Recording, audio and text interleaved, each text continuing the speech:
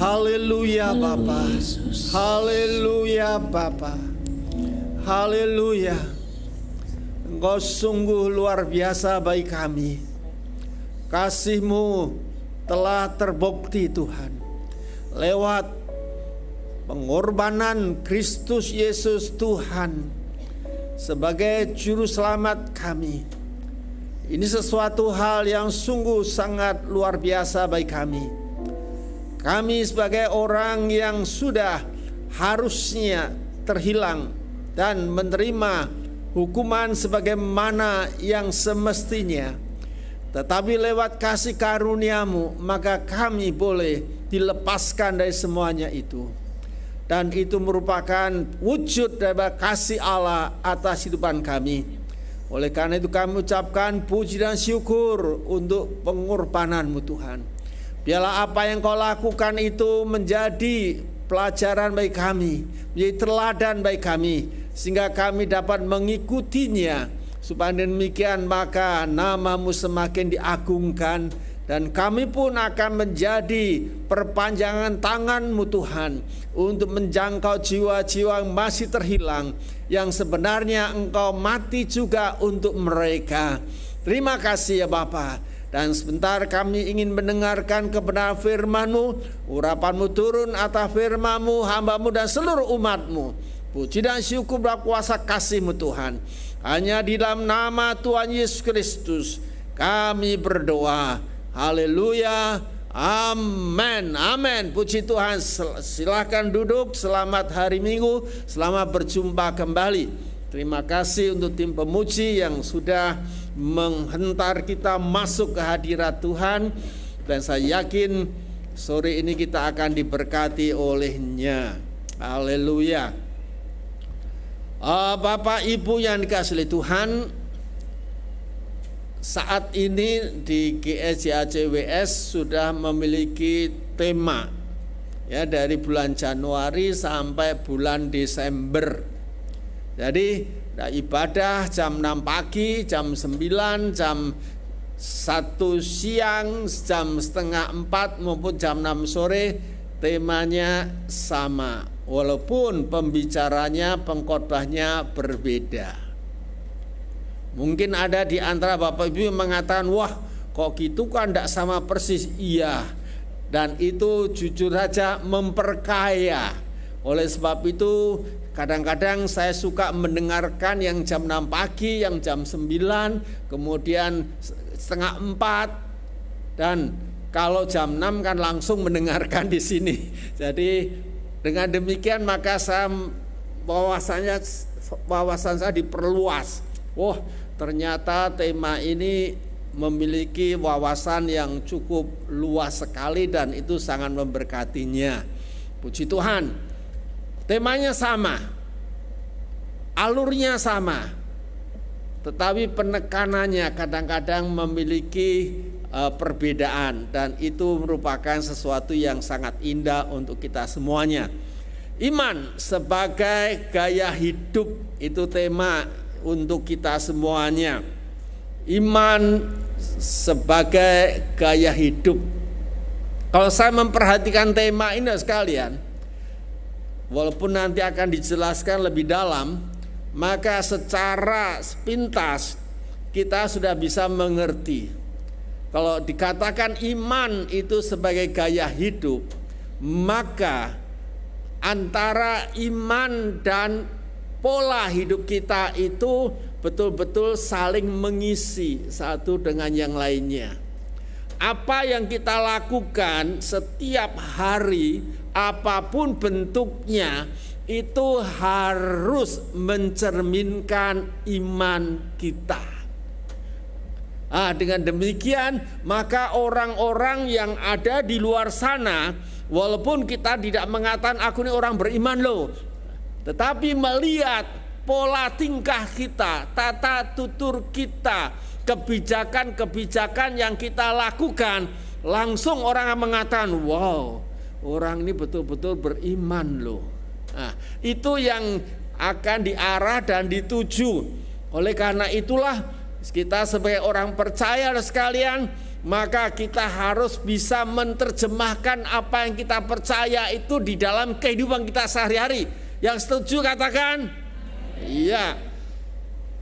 Dan saya sangat yakin bila itu bisa terwujud di dalam kehidupan kita sehari-hari, dalam segala macam bentuk dan posisi dimanapun kita berada, maka nama Tuhan akan dipermuliakan dan kita pun akan menjadi pelita-pelita yang menyala, yang akan menuntun orang-orang yang tidak memahami semuanya itu akan mengikuti jejak saudara. Ini sesuatu hal yang sungguh sangat penting untuk kita masing-masing. Mari kita baca ayatnya lebih dahulu ya. Hal ini didasarkan dalam kitab Daniel pasal yang ke-6 ayat 10. Saya baca dari terjemahan VMD. Katakan begini. Daniel selalu berdoa kepada Allah 3 kali sehari. 3 kali sehari ia berlutut untuk berdoa dan memuji Allah. Walaupun Daniel telah mendengar hukum yang baru itu, ia tetap pergi ke rumahnya berdoa. Daniel naik ke kamar atas di rumahnya dan membuka jendela yang menghadap ke Yerusalem. Kemudian Daniel berlutut dan berdoa seperti biasanya. Saya akan kasih sedikit ceritanya sekalian supaya kita bisa tahu.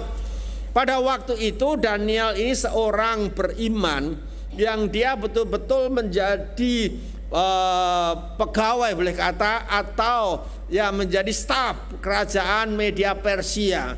Dan Daniel ini karena hidupnya yang begitu percaya kepada Tuhannya dan dia menerapkan kebenaran firman Allah itu begitu ketatnya, sehingga sampai posisinya itu bukannya menurun tetapi semakin naik dan semakin mantap.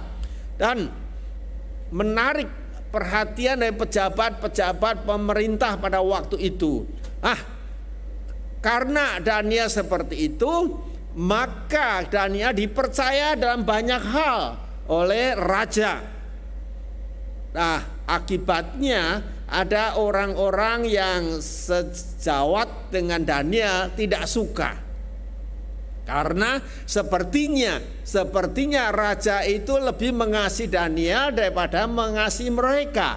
Padahal apa yang dilakukan oleh raja itu karena memang Daniel bisa tampil beda dengan orang-orang itu. Tentang kejujuran, tentang integritas, tentang disiplin kerja, dan tentang tanggung jawab. Setiap tanggung jawab yang diberikan Daniel dikerjakan semuanya dengan baik.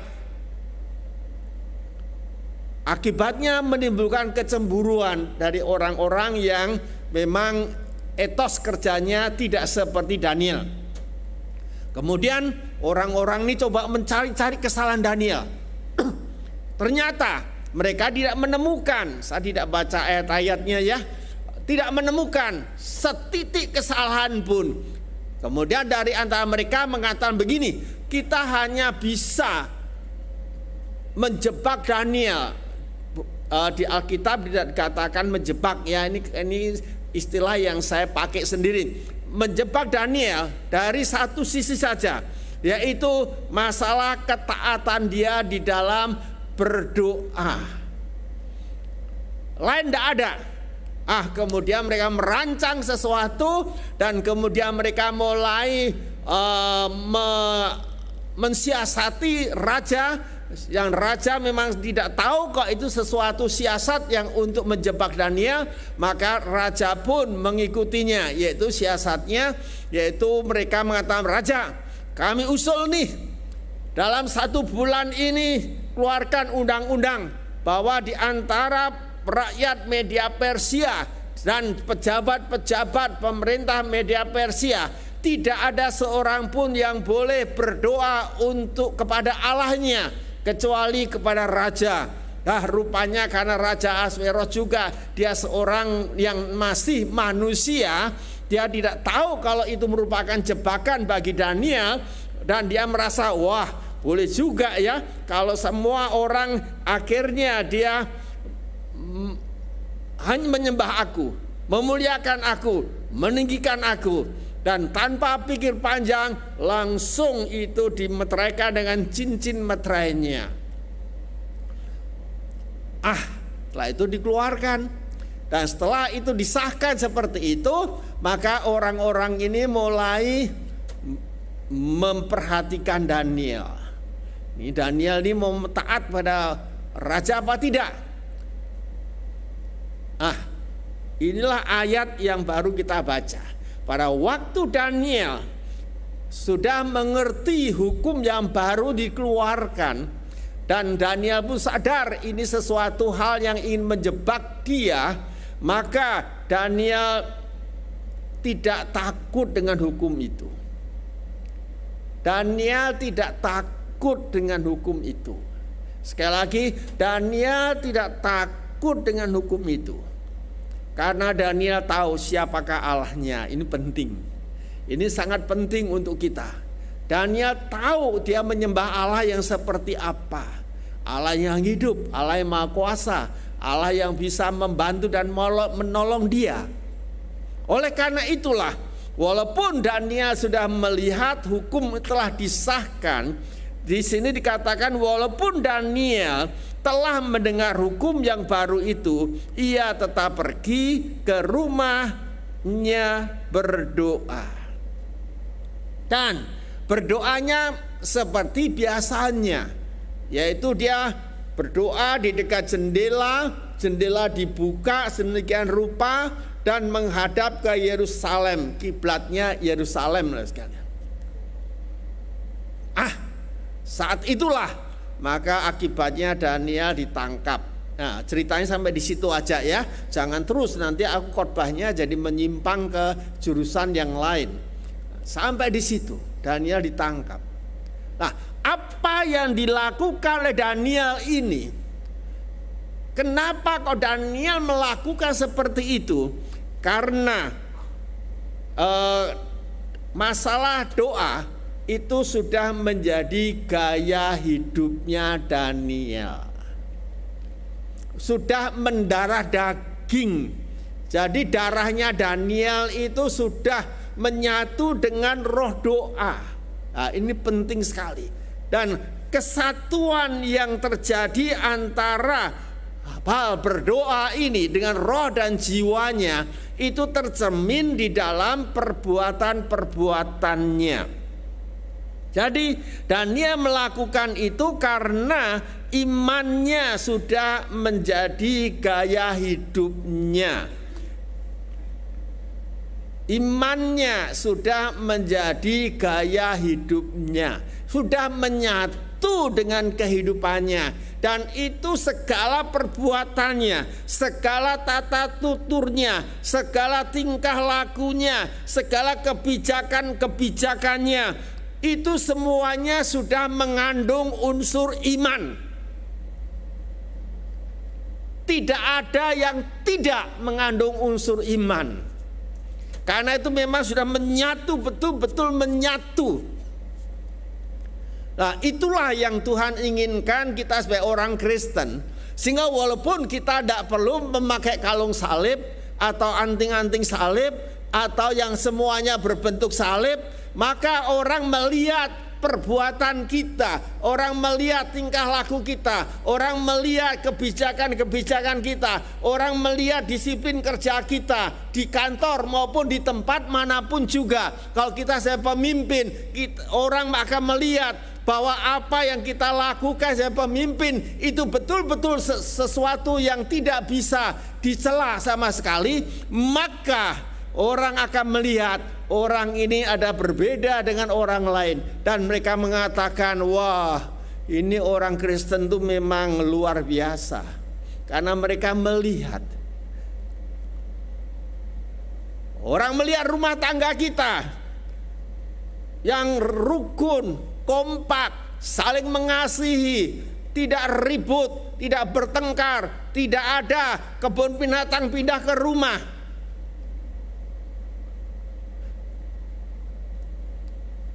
Orang mengatakan, wow, rumah tangganya orang Kristen itu dahsyat ya. Ternyata begitu rukun, pasti mereka bahagia. Itulah yang kita mau sekalian. Sehingga iman itu walaupun kita tidak ucapkan, tetapi lewat perbuatan kita itu bisa dibaca oleh orang-orang yang ada di sekeliling kita. Menurut Kotler, ya saya kutip, menurut Kotler dikatakan begini tentang gaya hidup. Gaya hidup dapat dipahami sebagai sebuah karakteristik seorang secara kasat mata yang menandai sistem nilai serta sikap terhadap diri sendiri dan lingkungannya. Saya suka dengan karakteristik. Jadi karakter kita itu betul-betul sudah menyatu dengan iman. Sehingga karakter kita itu akan diwujudkan lewat perbuatan-perbuatan kita, dan semua orang yang melihatnya melihat ada unsur iman. Iman kepada Kristus Yesus Tuhan kita. Kalau itu disebut sudah karakter, itu betul-betul itu sudah terjadi persenyawaan antara dua unsur yang menjadi satu kesatuan. Itu contohnya seperti H2O. Itu tidak disebut H2O hidrogen dan oksigen lagi, tetapi sudah disebut sebagai air. Itu seperti pernikahan, suami dan istri itu dikatakan sudah menjadi sedaging, sehingga nantinya orang tidak akan melihat perbedaan antara suami istri bukan karena fisiknya, tetapi karena pola pikirnya, tujuannya, kebijakannya, karakternya itu sudah betul-betul satu. Suami A, istri A, suami B, istri B, dan bicara sama anak-anak juga B, dan tidak ada perbedaan sehingga anak-anak tidak bisa mengadu domba kedua orang tuanya, karena memang sudah satu. Suami suka sayur asam, istri juga suka sayur asam. Suami suka jengkol, istri juga suka jengkol. Sehingga tidak ada tuduh-tuduhan, tidak ada aku tidak mau tidur sama kamu karena bau jengkol, tidak. Karena sudah menyatu menjadi satu kesatuan yang seperti itu. Itu karena gaya hidup itu yang Tuhan mau seperti itu. Karakteristik. Jadi seorang secara kasat mata bisa dilihat dengan mata, bukan disembunyi-sembunyikan. Ada orang-orang Kristen sekalian, kalau di rumah, wow, dia makan berdoa dengan suara yang lantang, karena di situ ada istri dan anak-anak. Tetapi pada waktu makan di warung lupa berdoa karena malu dengan orang-orang di sekitarnya. Kalau ini terjadi berarti imannya belum menyatu menjadi gaya hidup. Tetap aja berdoa, didengar orang tidak masalah, supaya orang tahu kalau memang kita orang Kristen terbiasa. Kalau menerima berkat, walaupun itu kita beli dengan uang kita sendiri, kita ucapkan terima kasih kepada Tuhan. Ini penting loh sekalian untuk kita wujudkan dalam kehidupan kita. Menurut Piliang, ya, menurut Piliang, gaya hidup katakan begini. Gaya hidup merupakan kombinasi dan totalitas cara, tata, kebiasaan, pilihan serta objek-objek yang mendukungnya. Dalam pelaksanaan dilandasi oleh sistem nilai atau sistem kepercayaan tertentu. Nah, ini luar biasa sekalian. Di situ ada istilah totalitas. Berarti itu sudah menjadi keputusan mutlak, tidak bisa diganggu-gugat oleh siapapun juga. Yang menyangkut tentang cara, tata, kebiasaan, pilihan-pilihan serta objek-objek yang mendukungnya. Ini sudah totalitas. Ini penting untuk kita cermati sekalian. Dan menghasilkan sistem nilai yang kita anut, yang kita akan kita lakukan, yang kita pegang dan akan kita laksanakan sesuai dengan kepercayaan tertentu, yaitu karena kita percaya kepada iman Kristen, maka yang menjadi dasar untuk membangun ini adalah kebenaran firman Tuhan. Dari dua definisi tentang iman sebagai gaya hidup itu, maka saya simpulkan seperti ini. Dari beberapa definisi di atas, maka dapat disimpulkan bahwa gaya hidup lebih menggambarkan bagaimana perilaku seseorang, yaitu bagaimana ia menerjemahkan imannya, percayanya dalam kehidupan sehari-hari. Bagaimana menggunakan uang, ini contohnya, dan bagaimana kita bisa memanfaatkan waktu yang dimilikinya. Itu semuanya akan terbaca di dalam pola hidup kita sehari-hari. Bagaimana kalau kita menghadapi seseorang yang mereka melakukan satu kesalahan, langsung dimaki-maki atau bagaimana? Satu hari sekalian saya menghadiri satu seminar. Waktu itu saya masih di Jawa Tengah. Kemudian ada banyak orang datang dari berbagai kota. Datang di situ ada yang bawa mobil dan sebagainya. Kemudian seminar itu selesai. Ini seminar hamba-hamba Tuhan sekalian. Selesai. Ada satu hamba Tuhan, saya tidak perlu sebutkan kotanya dan namanya dan gerejanya, tetapi dia hamba Tuhan. Dia sudah keluar. Dia nyari mobilnya, tidak ada. Dia telepon sopirnya, tidak dijawab-jawab. Kemudian tidak lama kemudian mobilnya datang dengan sopirnya. Wow, di depan orang banyak, dia ngamuk di situ. Sopirnya dimaki-maki habis-habisan loh sekalian. Itu pendeta loh. Mungkin Bapak Ibu pernah juga melihat di mana pendeta ngamuk-ngamuk pada waktu disalib di jalan. Mungkin saudara semobil dengan pendeta itu.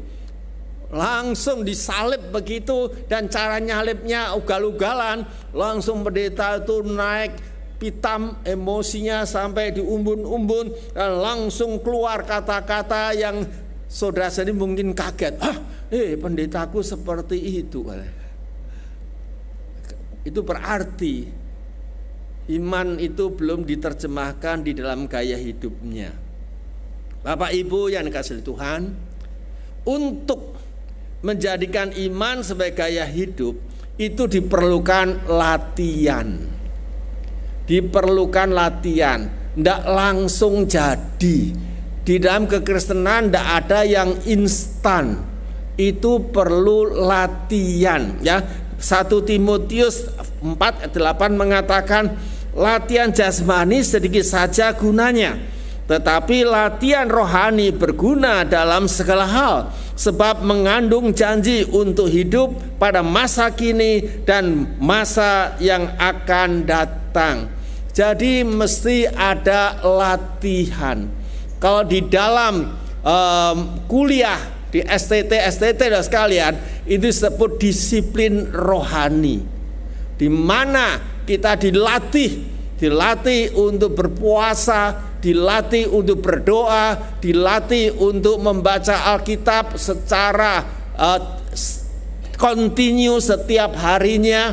Sampai hari ini sekalian, tanpa diawasi, tanpa diminta, saya sudah menjadikan membaca Alkitab sebagai gaya hidup. Sehingga setiap pagi itu bangun tidur, selesai berdoa kira-kira 1 jam, langsung saya membaca Alkitab 5 pasal. Dan itu bukan satu beban lagi.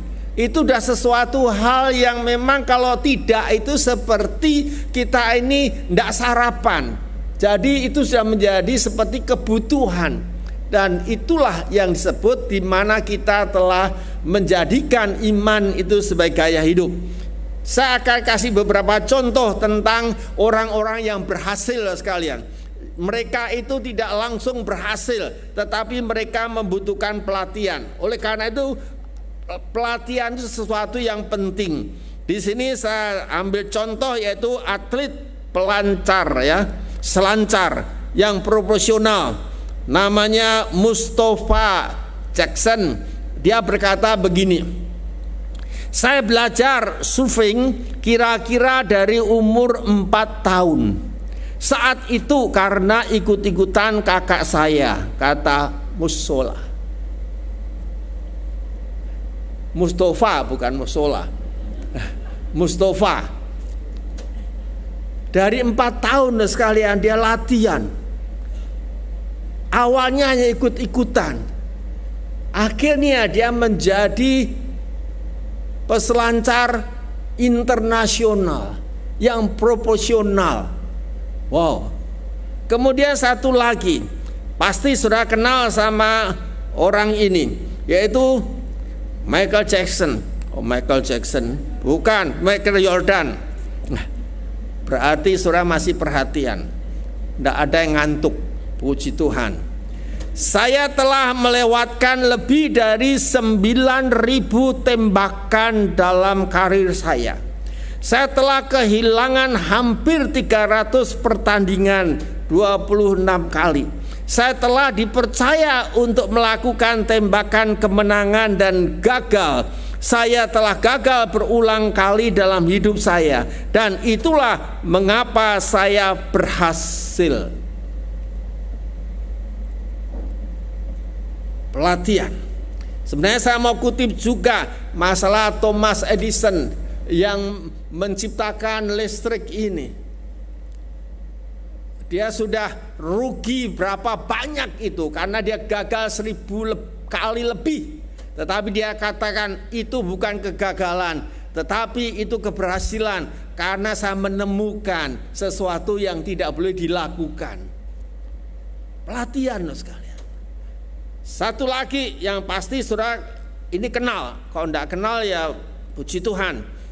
Tapi paling tidak tahu, yaitu Rudy Hartono, legenda Indonesia yang raih 8 gelar All England. Dia satu-satunya, belum ada satu pembulu tangkis yang bisa melewati dirinya.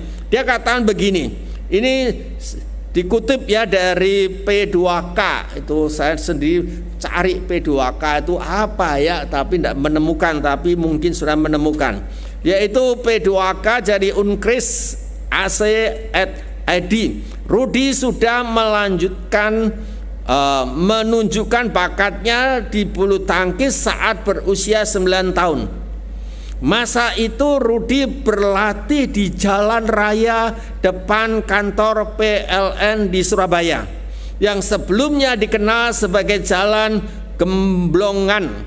Rudy kecil rutin berlatih pada minggu, mulai pagi hari hingga gelap sekitar pukul 10 malam. Dari usia 9 tahun loh sekalian. Latihan terus.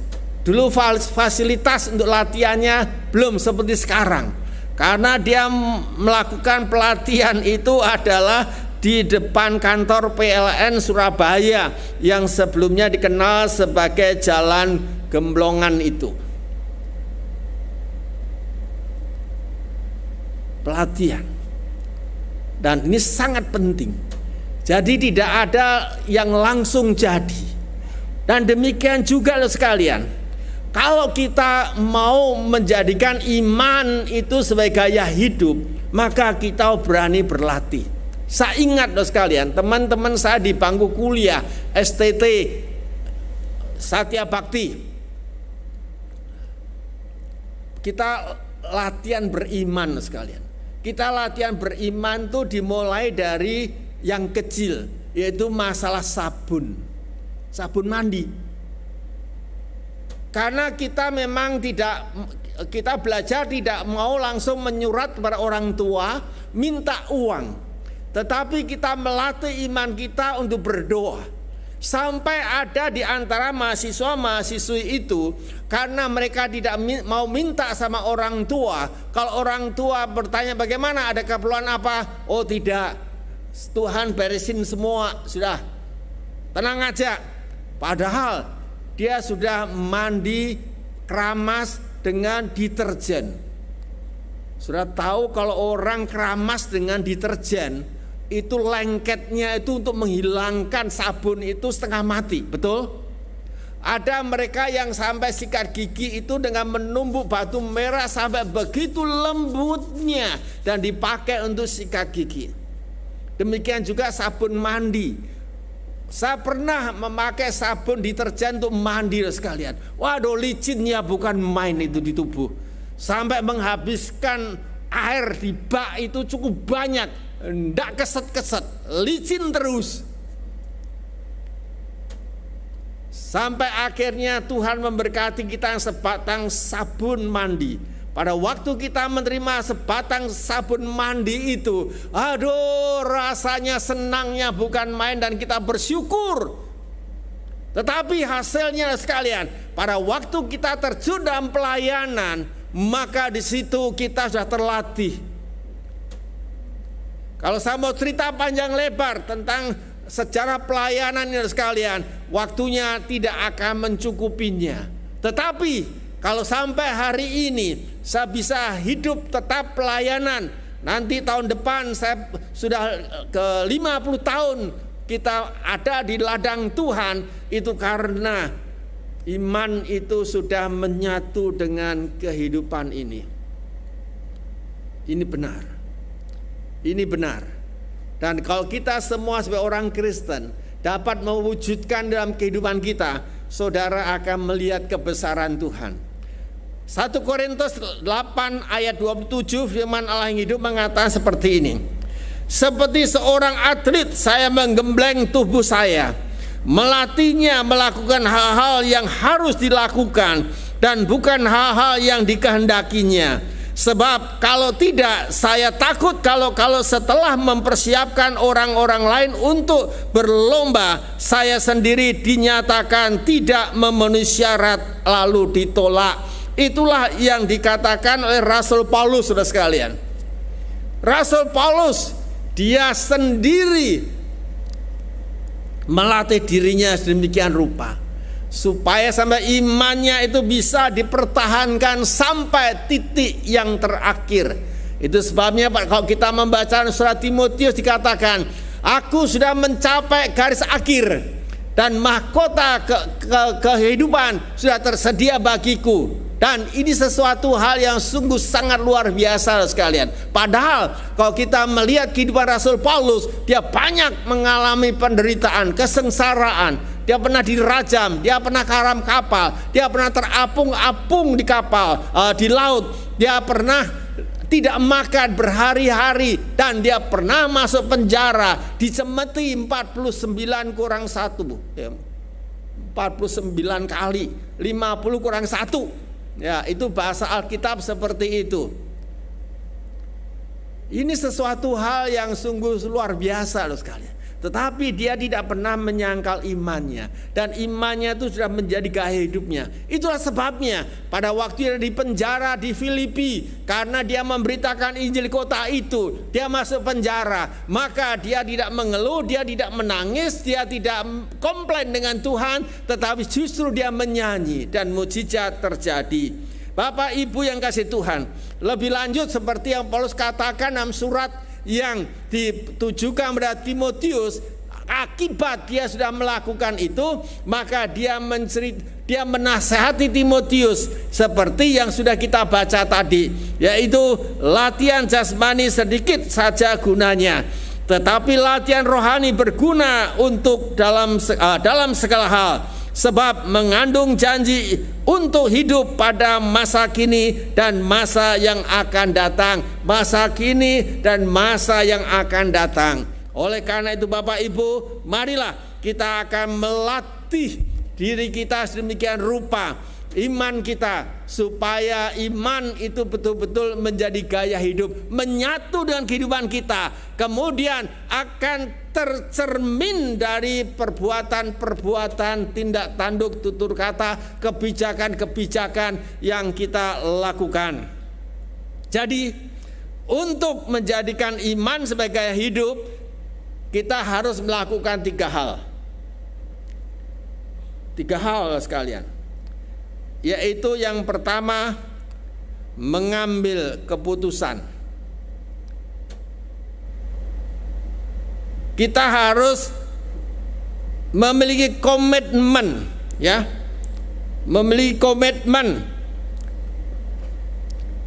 di mana keadaan seseorang menjalin hubungan keterikatan pada suatu hal dan dilakukan tanpa paksaan. Mengambil keputusan. Kemudian kita berkomitmen untuk tetap melakukan apapun yang kita hadapi. Nanti ada beberapa contoh yang akan saya berikan orang-orang yang sudah berkomitmen sekalian. Dan hasilnya dahsyat dan luar biasa. Kita harus hari ini, malam ini, detik ini mengambil satu keputusan. Iya, aku mau menjadikan iman ini menjadi gaya hidupku. Dimanapun, kapanpun.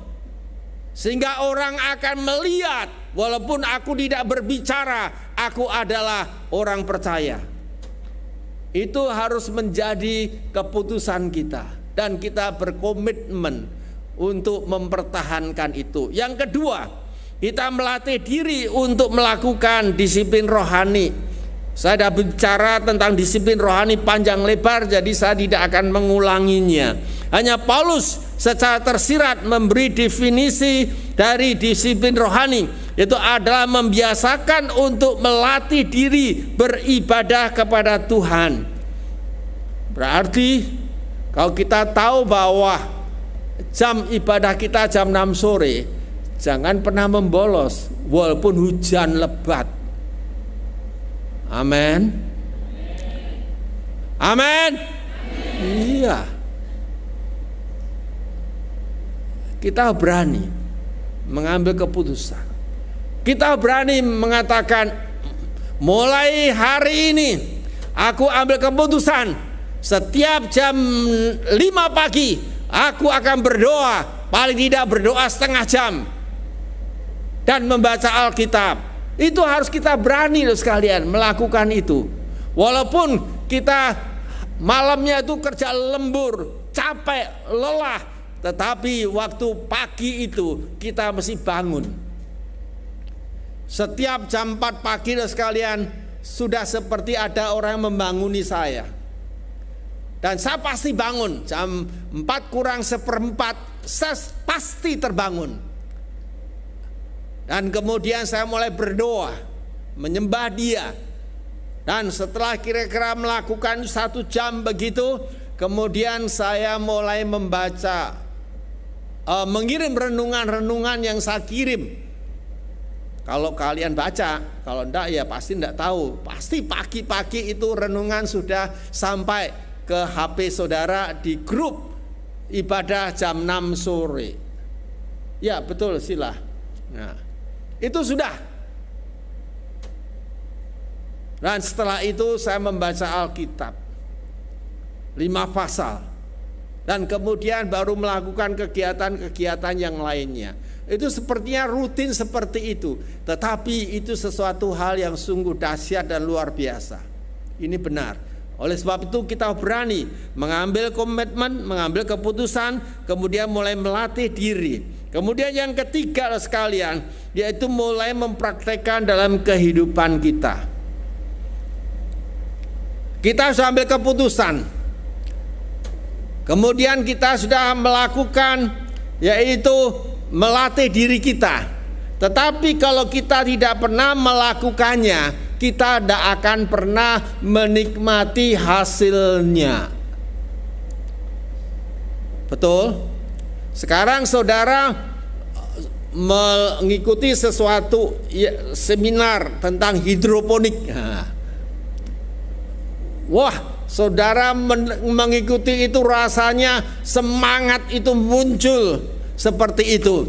Kemudian saudara mengambil keputusan, aku akan mempraktekkan ini supaya aku juga bisa memetik hasil seperti orang yang memberikan seminar atau ceramah itu dan pelatihan itu. Dan kemudian saudara ambil keputusan, oke, aku akan ambil keputusan untuk ikuti pelatihannya.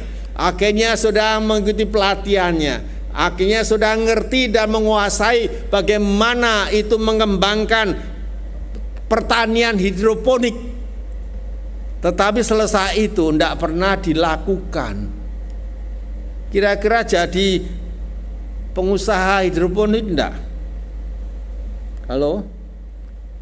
Pernah akan jadi pengusaha hidroponik enggak? Enggak. Karena finalnya itu pada waktu kita mulai melakukan.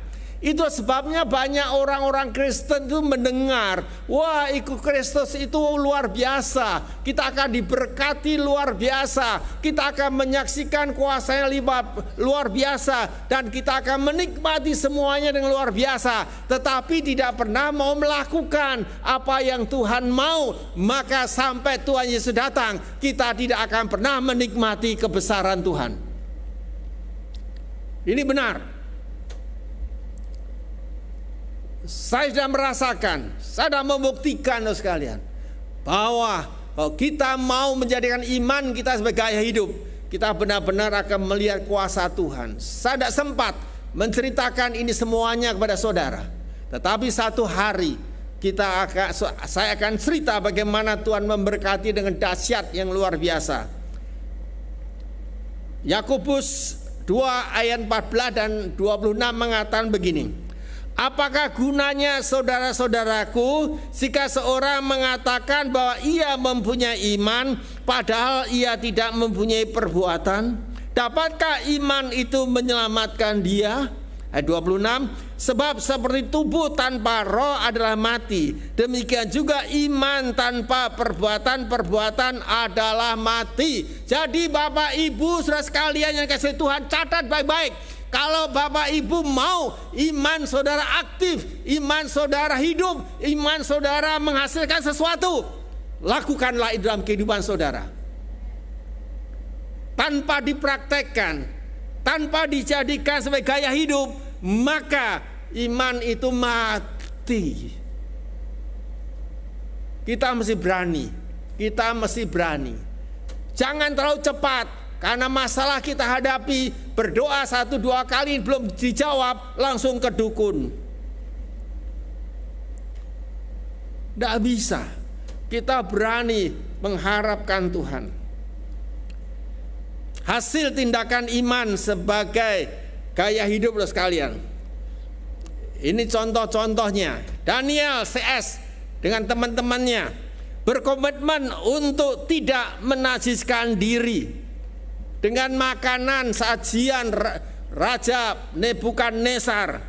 Kemudian Daniel sungguh-sungguh berniat untuk tidak mencemarkan dirinya dengan santapan raja dan dengan anggur minuman raja. Sebab itu ia meminta kepada pemimpin pegawai istana supaya ia tidak mencemarkan dirinya. Ayat 20, dalam setiap hal mengenai hikmat dan pengertian yang ditanyakan raja kepada mereka, dengar baik-baik, dia mendapati mereka 10 kali lebih cerdas daripada semua orang yang berilmu dan ahli nujum di seluruh kerajaan Babilonia atau kerajaannya. 10 kali lebih hebat, lebih pintar, lebih cerdas daripada yang lain-lainnya yang selama 3 tahun makan santapan Raja Nebukadnezar. Sedangkan Daniel, Sadrak dan Mesak Abednego dia hanya makan sayur-sayuran yang memang firman Tuhan mengatakan kita tidak boleh makan makanan yang sudah dipersembahkan oleh berhala. Mungkin ada di antara sekalian yang bertanya, lah, waduh, repot nih. Bagaimana kita tahu makanan itu sudah dipersembahkan berhala atau belum? Begitu barangkali ya. Ya, kalau memang kita menghadapi situasi seperti itu, tidak usah takut sekalian. Pokoknya didoakan aja dalam nama Yesus. Maka Yesus langsung akan menguduskan, santaplah sampai puas. Yang kedua, Sadrak, Mesak dan Abednego sekalian, dia sudah berkomitmen dia hanya mau menyembah Allah satu-satunya, yaitu Allah Abraham, Allah Ishak dan Allah Yakub. Dia tidak mau menyembah patung apapun juga. Pada waktu itu Nebukadnezar membuat patung, dan semua orang-orang yang ada di Babilonia diwajibkan untuk menyembah patung, dan jika tidak menyembah akan dimasukkan ke dapur api. Tetapi ketika orang ini sudah berkomitmen tidak akan melakukan itu. Ayatnya panjang loh sekalian. Oleh sebab itu saudara nanti membaca di pasal yang ketiga itu dan beberapa ayat yang ada supaya saudara tahu lengkapnya. Hanya saya bacakan di sini. Sadrak, Mesak dan Abednego, orang-orang ini tidak mempedulikan perintah raja. Mereka tidak mau menyembah patung emas yang telah tuanku dirikan. Ia menjawab dan berkata, akan tetapi aku melihat 4 orang berjalan-jalan di tengah-tengah api itu. Mereka tidak terluka, dan yang keempat itu seperti anak dewa. Ini hasilnya sekalian.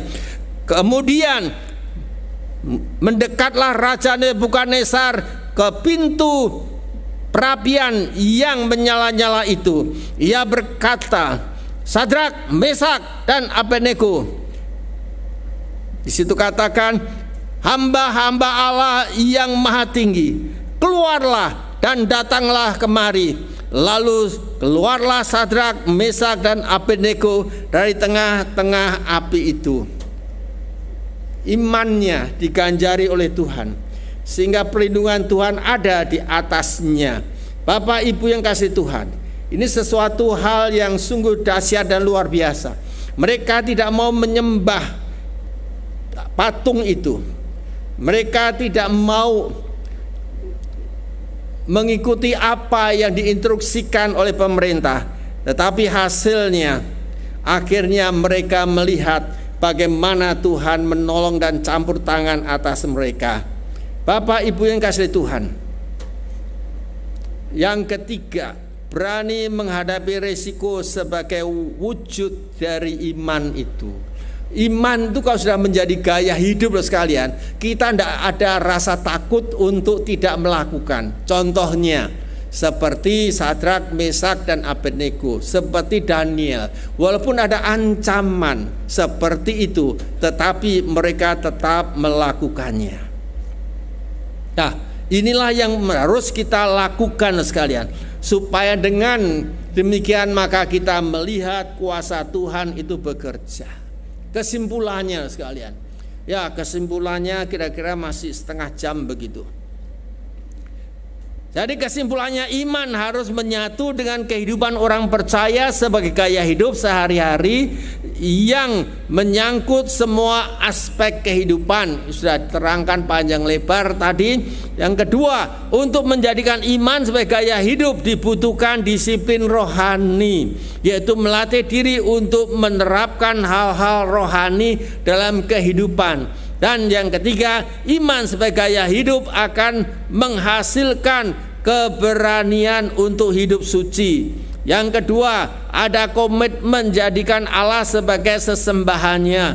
Dan yang ketiga, ada keberanian menghadapi segala risiko karena imannya.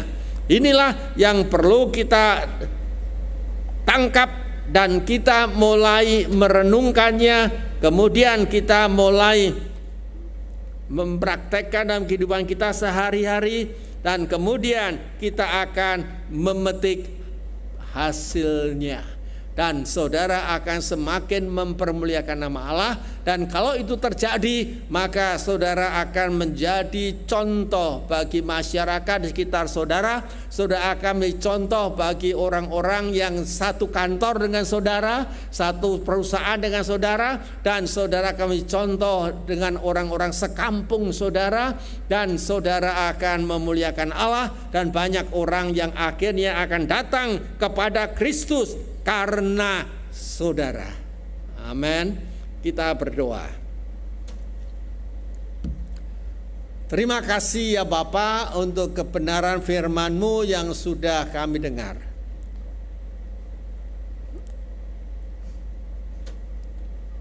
Kami sungguh-sungguh Tuhan ada satu keinginan untuk hal itu. Tetapi kami butuh pertolongan-Mu.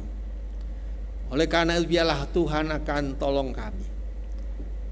Meteraikanlah firman-Mu ini dengan Roh-Mu yang kudus, supaya kami boleh memiliki kemampuan untuk menerapkan itu dalam kehidupan kami, sehingga nama-Mu dipermuliakan.